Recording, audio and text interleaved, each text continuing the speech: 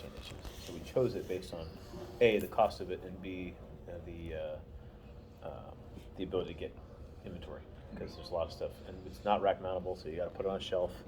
We will have a rack mount offering, but it's literally going to be $500 or $600 more than this.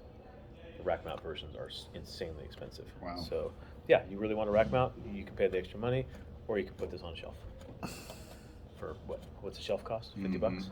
Mm-hmm. You know, so put it on a shelf. It's not that bad, not that big of a deal. Gotcha. It's not that we're a shitty company and we're building, it's like, no, we actually have reasons why we built this ugly box, you know, because that's what we know we can get and have, if you need 100 of them tomorrow, we can build them. And Yeah, give them to you in right. a week.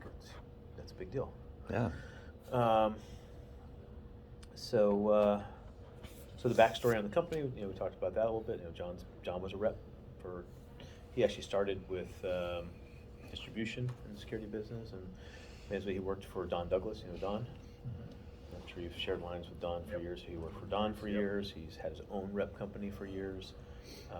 He's got deep roots in he's really been focused on the A&E market in Toronto for a long, long time. So he's always touched the high end of the market for the most part.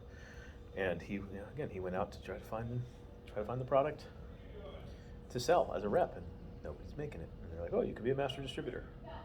I'm a rep. That's not what we do. I'm not a distributor. I'm a rep. Well, what does that mean? I don't know what that is. These people, the reality is, just drive into it. It's like, it's an IT company. They don't get our market. They just don't, right? They don't want to touch the customer. They don't look the customer in the eye. They want you to chat with them online or read the blog for tech support. And they don't want to touch the customer. But they want your money. And they want it every month or every year, right? So their whole goal for most of these companies is to get funding from Silicon Valley. You know, I can't tell you, I mean, you guys walked around ISC West. How many AI companies were there? Mm-hmm. How many booths had 20 guys in them? They have all this funding, just flood the room with jackasses, 20-somethings that don't know anything about the security market. And, trying to sell AI. It's still got to run on a network. The network still needs to be secured. Nobody was doing what we're doing, right? There's people there. There's a company. What's the company called? It's got a really weird name. They were there. Does it start with a K, with an SK, or a K in it? Anyways, it'll come to me. There's some company that does something like what we're doing that's tried to penetrate the market. But again, no one, I've talked to my customers, we tried to sell that, we couldn't really sell it. But again, it's always something that's really designed by IT people for IT people, and that's not what the security market needs. So that's, and then you got my pedigree from NVT and ComNet. I've worked for 2 companies. My customer service background, people who know me know those companies, know they're high quality, great customer service. So the founders of this company are guys that really care about the security business, not just a bunch of. They didn't go, hey, we have this idea, let's go get $1 million from a VC and do this thing, right?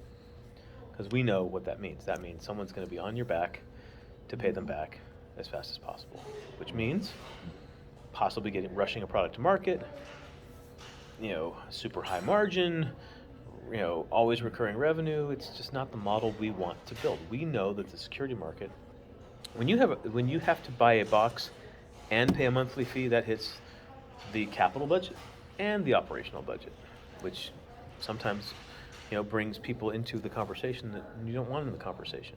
I just want to buy this box and put this box on the network, right? You don't have to get approval to go, and then we got to pay for this box for the rest of its life. Mm-hmm. Whoa. It's like, joining the Columbia House Record thing. It's like, oh my God, I'm not ready for that kind of commitment. That's just like, Fruit of the month. Right? Every So month, more fruit. it's. Hey, the penny for 12 records was great, and that's where I quit. 99 cents, wasn't it? It was a penny back when I was Was it? when I was a It was a youngster penny. and not able to pursue as far as litigious. Like, you're how old? Not old enough. That's Damn it.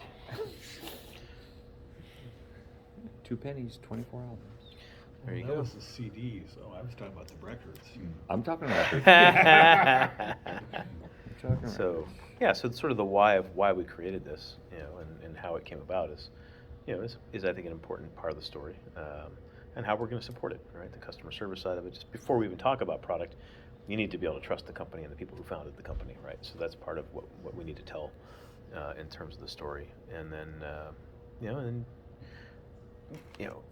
ask the questions like, who's watching the networks?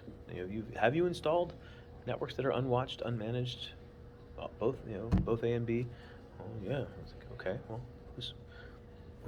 what are we doing about security for these networks? Are you worried at all that if one of those networks gets hacked, you're going to get sued? Is the network hack the next slip and fall?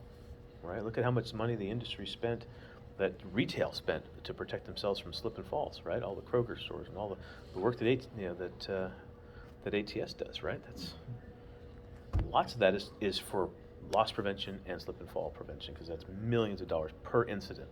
Right? Well, what happens if there's a disgruntled employee that plugs into a network built on unmanaged switches, and they come back and go, "Oh, you put that network in for me. You didn't protect it."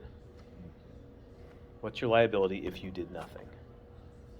Right? So that's part of, in a small way. I don't want it to be a big part of the conversation, but need to plant that seed of, maybe we should go back to these guys. To me, it's like, tell the sales guys, go, look, this is low-hanging fruit. You can go back to your customer now and say, hey, this doesn't cost very much. Let's just take, it's not like a lot of labor to install it. It's not a big upgrade to your system. It's just, wow, here's this thing we can put in that's going to give you all these protections, and it's going to give us visibility in the network that we're already monitoring for you.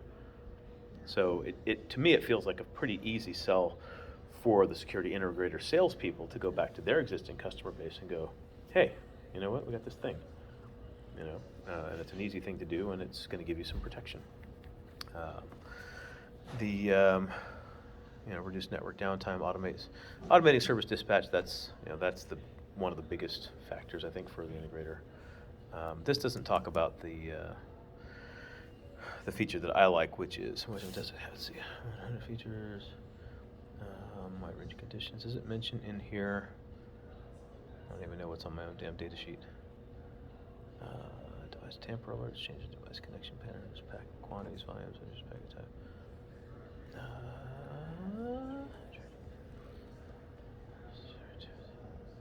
No, it doesn't really talk about the reports. Do we want to do food, or do Yep. we want to wait a bit? We're ready. We're ready.